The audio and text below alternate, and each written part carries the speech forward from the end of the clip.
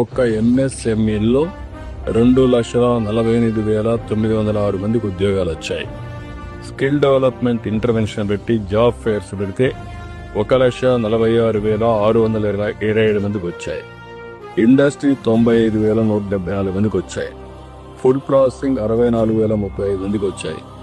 అదే మరి government job క్రియేషన్లో ఇప్పటి వరకు ఏదైతే మెగా డిఎస్సి కానీ పోలీస్ కానిస్టేబుల్స్ కానీ మిగిలినవన్నీ చూస్తే 30,595 ఉద్యోగాలు గవర్నమెంట్లో ఇచ్చిన ఘనత ఈ ప్రభుత్వానికి దక్కలేదు.